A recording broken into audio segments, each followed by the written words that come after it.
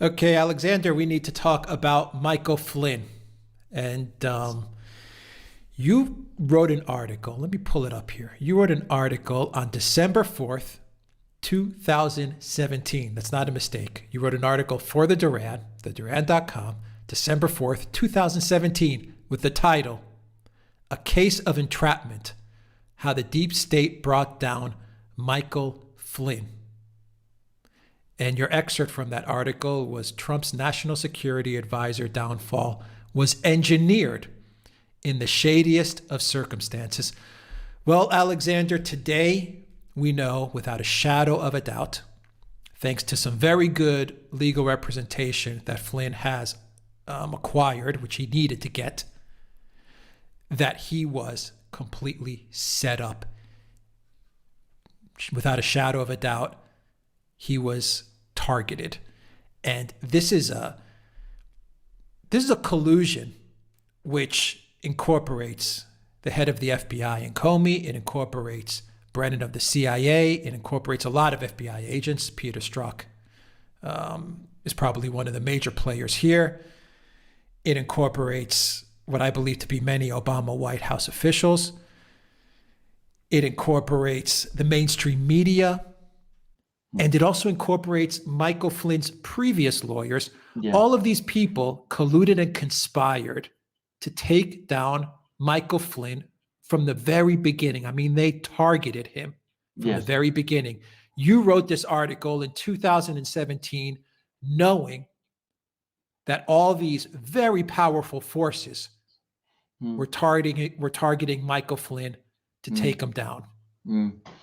Get into this story. How did you know that? And bring us up to date as to what has happened. Right. Well, there were a few things about that story about Michael Flynn, which always seemed to me very, very troubling. And firstly, there was this business about the fact that, if you remember, it all started with this conversation that he had, these sets of conversations with the Russian ambassador, Ambassador Kislyak, Sergei Kislyak. He spoke to Sergei Kislyak on a couple of occasions in 29th December 2016. This is during the transition period. And they were supposed to have discussed sanctions, but it turns out that Flynn made no promises about lifting sanctions against Russia, even though they did discuss sanctions. And then there was this extraordinary article that appeared on the 12th of January 2017. This is still during the transition period. Donald Trump is still not president, in which David Ignatius writes that these conversations between Flynn and Kislyak had indeed taken place, and that they were all about the sanctions. And it was quite obvious that this information was based on classified tape recordings. And that publication by Ignatius of the information about that call was what set in train a whole sequence of events, which eventually led to Flynn's forced resignation, and then to his subsequent investigation by the FBI, and eventually to his being maneuvered by Mueller and the Mueller team into pleading guilty to the offense of lying to the FBI. Now, there were all kinds of things that I'd already spotted way back in December 2014. The first was that the timing of those events was incredibly suggestive. So you had the telephone conversations on the 29th of December between Flynn and Kislyak. You had this key meeting on the 8th of January, just a few weeks later, between Donald Trump, who was then still very much President-elect Trump, with his future national security advisor sitting next to him, and that was none other than Michael Flynn, and this sinister trio of McCabe, Comey, and various other people. I mean, there was the national security advisor there too. But the key people here are Comey and McCabe.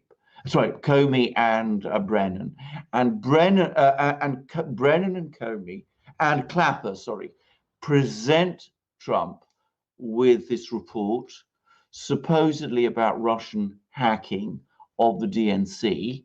But what they actually seem to have been focused on was this appendix to that report, which we weren't aware of at the time, which was the Steele dossier, Christopher Steele's dossier, in which, you know, we have all these allegations. And Donald Trump and Flynn look at this thing. They say this is absolute nonsense, and we are rejecting that entire report. And I said at the time, and I should say Robert Parry, who was one of the great journalists at the time, also said this looked like a transparent case of blackmail, that the intelligence agencies were trying to blackmail Donald Trump. And it turns out subsequently, we've learned that's exactly what Donald Trump thought. So what happens then? That's on the 8th of January. On the 11th of January, BuzzFeed publishes the Steele dossier. And on the 12th of January, that's to say the day after, David Ignatius publishes all the details about the telephone calls between Flynn and Kislyak.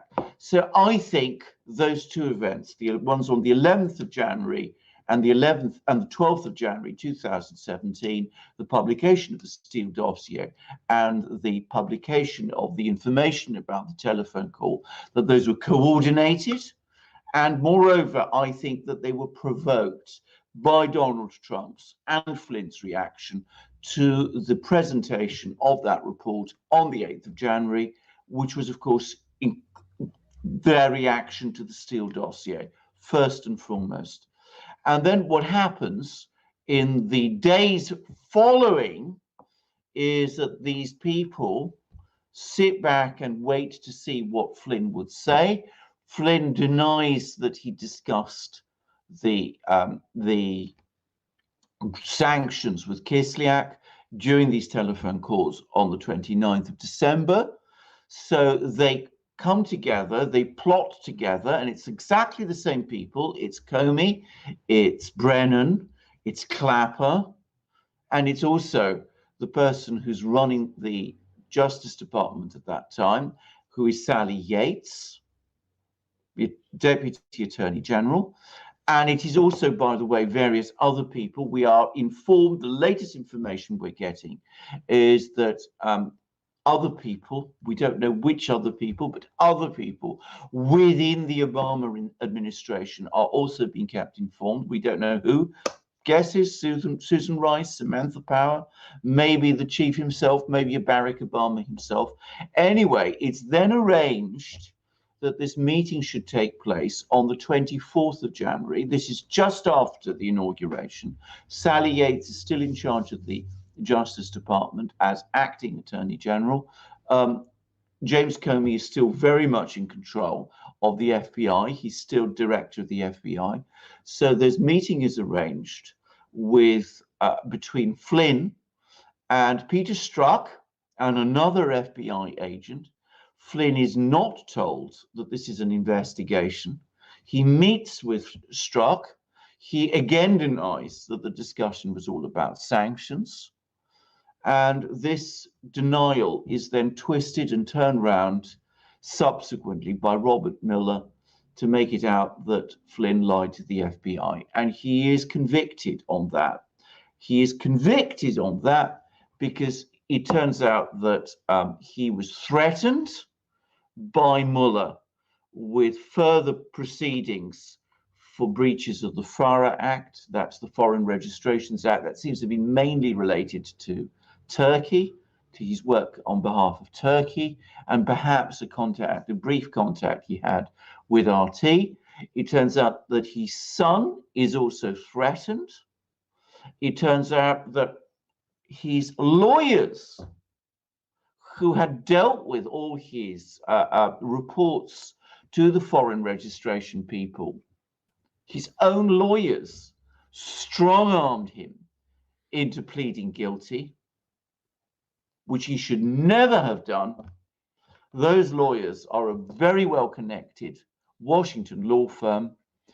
And now his new lawyer, who is brilliant lawyer, Sidney Powell, who has been looking at all of this, has exposed the extent to which the lawyers were, it seems, themselves implicated in getting Flynn to plead guilty to something he should never have pleaded guilty to, because that meeting between Flynn and the FBI was a setup. He was never told what its true purpose was. He was given no hint that it was an actual formal investigation. It wasn't arranged through the proper channels. White House counsel wasn't told about it. Flynn was not told that he should have an attorney with him to help him through that interview. He was led to think it was an informal and friendly chat. He was clearly off his guard. He was tricked into saying things which, if he'd been properly briefed and advised, he would never have said. And he was tricked into doing that by the FBI, and he was subsequently tricked by his own lawyers into not making that a central point in his defense and into pleading guilty. So now we have all that horrible story, and it's all coming out in the clear. I put together some dots when I wrote that article on the 4th of December 2017. Now it's turned out that all that putting together of the dots was absolutely right and spot on. I say that about an article, of course, which I wrote myself, but it's even worse than I imagined, because it never crossed my mind that his own lawyers were themselves also implicated in this thing, and that is terrible. Yeah, that's how deep the corruption goes, and that's how Absolutely. deep the effort to get rid of Trump and to destroy Trump goes. Yes, yes. I mean, this is nasty stuff, really nasty stuff. It's actually very terrifying. If they can do this to a decorated U.S. general and someone as powerful as Flynn was, Yes. if they could do this to him, I mean, my God, this is just, it's stunning. It's scary. Exactly. Alexander, let me read you an article from Fox News via Greg Jarrett, who's their, I think he's their chief legal correspondent. He entitled an article, "New Evidence on Michael Flynn, Drop All Charges and Let Him Sue His Prosecutors." Now, let me take you to a passage from that article with in relations to Sidney Powell. And this is what Jarrett said. "Powell has waged an intense and skilled legal battle to get the government to turn over the exculpatory evidence that has long been hidden and is required under law, Brady versus Maryland, to be produced. Prosecutors and the FBI stonewalled, at one point claiming that the original witness report of Flynn's interview, known as an FD 302, was missing. Right. Fortunately, Attorney General William Barr ordered a review of the Flynn case, and guess what? Exculpatory documents have suddenly and magically been found. They were never missing, just buried by the FBI in a black hole of calumny and cover-up. The material is still under protective seal so that the public cannot yet read its contents. However, Powell has access and offered this insight in a court filing. Quote, "This afternoon, the government produced to Mr. Flynn stunning Brady evidence that proves Mr. Flynn's allegations of having been deliberately set up and framed by corrupt agents at the top of the FBI. The government deliberately suppressed this evidence from the inception of this prosecution, knowing there was no crime by Mr. Flynn." This is, I'm speechless. I don't have words for this. It is absolutely stunning. It is absolutely stunning. And can I just say, Sidney Powell, by the way, is one of the great heroes of the whole Russiagate saga. I mean, she has fought an incredible battle. Now, can I just say a few things? First of all, we discussed the entrapment. As I said, there were clear signs of entrapment. I discussed them all the way back in December 2017. So, in some ways, I'm not surprised about that. The involvement of the lawyers of Flynn's own lawyers is shocking. The deliberate concealment of evidence of that entrapment by the FBI and the Justice Department is even more shocking. That it's had to be extracted bit by bit, that it required the personal intervention of the Attorney General of the United States to do it. That is so bad. I mean, it's just off the scale. I mean, it is absolutely horrifying. And can I just repeat again Sidney Powell's point? There were no crimes committed here. There were no crimes committed here. Let's tick off the three things that Flynn did. He spoke to the Russian ambassador. There is no question that he acted perfectly legally and appropriately over the course of those conversations.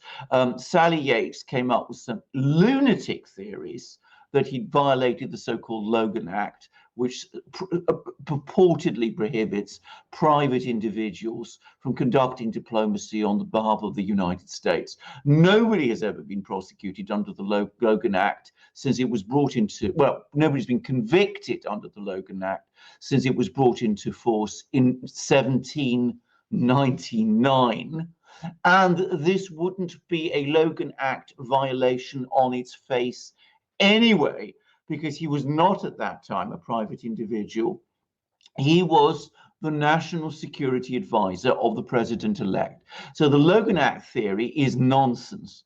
Sally Yates also came up with a fantastic theory that by saying things to Kislyak and then saying different things about what he'd said to Kislyak, to the vice president, Mike Pence, Flynn had exposed himself to blackmail.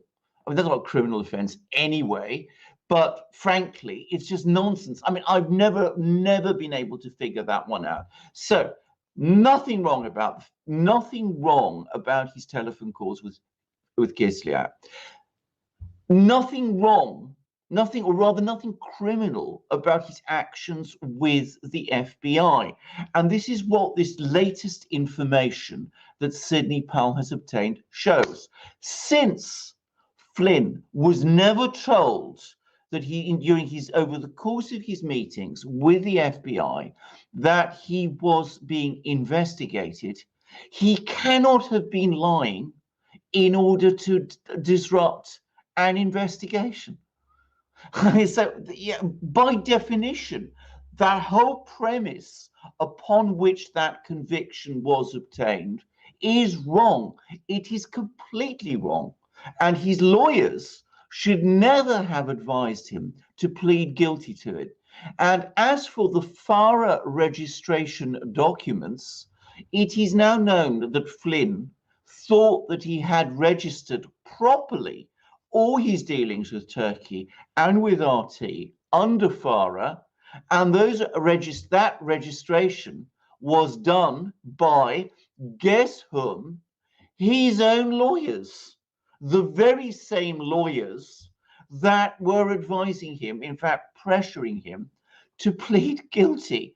So I mean, it's just off the scale. It's just so terrible that he just we're just struggles to keep up with this. Coming back to Barr, I understand that he's now appointed another senior counsel to review this whole thing, and I hope something comes of that too. I mean, absolutely, the Justice Department itself needs to come to the court. And I want to say something about the judge, because Judge Sullivan, who has been presiding over the case of Flynn, has behaved appallingly, in my opinion. But the Justice Department needs to come along to this judge, who has behaved with extraordinary bias against Flynn, and tell the judge that the Justice Department is withdrawing the case against Flynn, that it accepts that conviction is based on a completely wrong, fake prosecution on a crime that never happened and did not exist. And after that happened, yes, Flynn does have a claim against the Justice Department and against the FBI, but he also has a case, a massive case, it seems to me, against his own lawyers. My God. I mean, this is they broke America, these people. Yes, yes. They were I don't have anything to say. I'm listening to all of this stuff, and I mean, this is like stuff that happens in a banana republic. I mean, they've completely broken America out of their Trump derangement syndrome, out of their madness. I'm very glad they're sociopaths. I'm very glad you brought up Trump, because this is, of course, what this whole thing was all about. They weren't out to get Flynn. They were out to get Trump. They were trying to get at Trump through Flynn. Trump had also, of course, been at this infamous meeting on the 8th of January 2017, when Clapper, Comey, and Brennan presented him with effectively the Steele dossier and trying to blackmail him. But of course, Trump is a much, much tougher political animal than Flynn is. And instead of, lying and trying to brazen it out, he took the offensive, gave that extraordinary press conference. By the way, I remember you wrote a brilliant article at the time about that press conference that he gave, one of the first press conferences he gave as president, in which he went on and about the Steele dossier and about how awful it was and how disgraceful it was and how, shocking it had been for him and for his family, and that all these appalling things were saying. He even managed to get James Clapper to actually apologize to him, which is, quite a remarkable thing, all considered. But, Trump knew how to handle it. Flynn didn't. And so he blundered. He said things about his conversations with Kislyak. He said things which weren't true, which he didn't need to say things like that. He could have simply said the truth and he would have been fine. But he didn't have that kind of experience, and he didn't have that toughness that Donald Trump has in the face of this sort of thing. But they weren't ultimately interested in Flynn. They went after Flynn in order to build up the collusion narrative which they were using against Trump. And it was payback.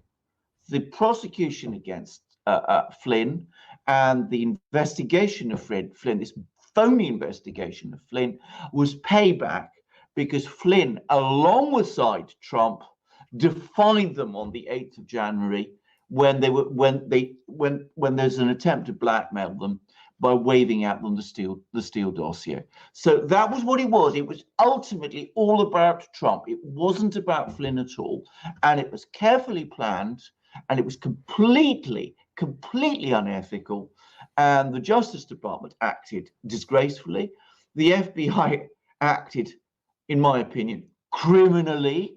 Sally Yates has questions to answer, and I'm using, again, very measured language. And of course, Flynn's lawyers have behaved in a way that I just don't understand. I could use stronger language. I'm not going to on a program like this. Yeah, I mean, I'll take a pessimistic view, a cynical view, and say Sally Yates and Flynn's lawyers and Comey and Clapper and Brennan and all these guys, I hope something comes down on them. I hope to see indictments, but I don't think so. Yeah. But I really do hope to see indictments. Hopefully, if Trump wins a second term, then maybe we will see some indictments for the wrongdoings. Yes. The terrible things these people did. I mean, they destroyed a man's life, many people's lives, but in the Flynn case, they literally destroyed him. his reputation, his finances, his family, everything. This is a They will decorated. stop at nothing. They will Yes, stop at nothing to destroy Trump. These people, they will absolutely. stop at nothing to Nothing. destroy Trump. Well, exactly. Well, this is what this shows, and this is a decorated general. Bear in mind, of the United States military, somebody who had served his country on the field of battle, and they were prepared to destroy him and trash his reputation because he stood by his boss, the President of the United States. I mean, it is beyond horrible. And I would also remind you and our viewers that we now know from Michael Horowitz, the Inspector General of the FBI, that at the same time, of course, they were meeting with all sorts of people who had been the sources. The FBI was meeting with all the sources who had provided all the information for the Steele dossier.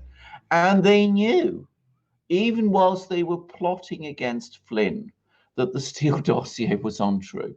So, I mean, it's just unspeakable what was actually going on. It's just disgraceful. Now, indictments, can I just say there are certain clear criminal offences committed here. Firstly, there was the leak on the 12th of January 2017 to David Ignatius, or it might have even been the previous day. The leak about the classified recording, the conversation between Flynn and the Russian ambassador. That is a clear violation of the FISA Act. That is a major violation of the Act. It's a clear-cut criminal offence. The rumours are that it was done by a senior official in the US intelligence community, the man who was at the time in charge of the Office of Net Assessment. So, I mean, that person or whoever it was who did it should be charged. I mean, there ought to be an indictment against whoever was responsible for that crime. There is also a further crime, an obvious further crime, I would have said, which is this charge of that there is a crime of entrapment. I mean, entrapment, clearly a crime of entrapment related to the whole episode of the way in which they tried to set up Flynn. I mean, it's clear abuse of power, clear abuse of process. There's conspiracy involved also, and it's clear that several people were involved, including, by the way, McCabe and Comey, and quite possibly Peter Strzok, and of course, I'm Sally Yates lurking in the background. So we have what looked to me to be very clear-cut crimes. And you mentioned in your introduction how the media had been involved. Well, the media was involved because, of course, firstly, you have Ignatius publishing classified information in order to bring down Flynn, because that's what he was doing. That's one thing. And also, there's a further leak on I think it's the 12th or the 13th of February, which was published by the Washington Post, in which they publish a vast mountain of information about Flynn, related both to the FBI investigation, which he hadn't been told was an investigation, and to the telephone conversations which he'd had with Kislyak, which is a further violation of the FISA law.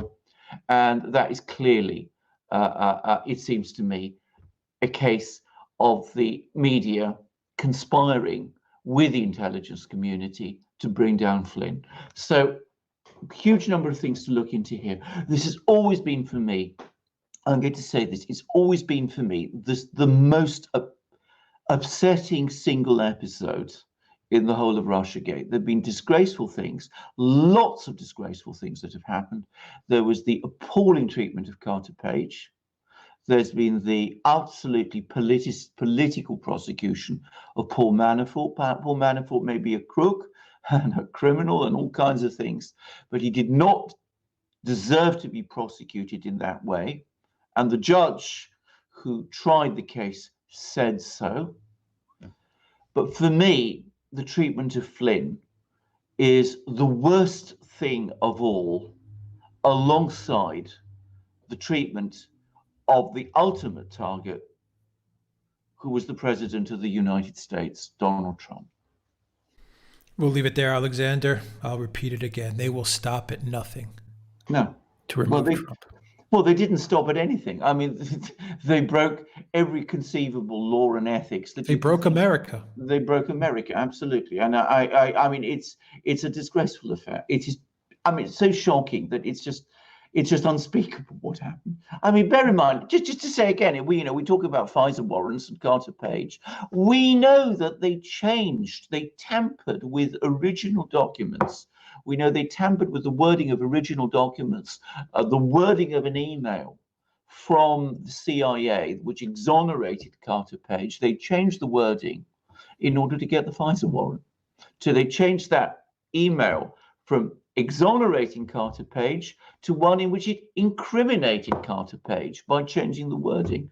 So, I mean, these people did stop at nothing.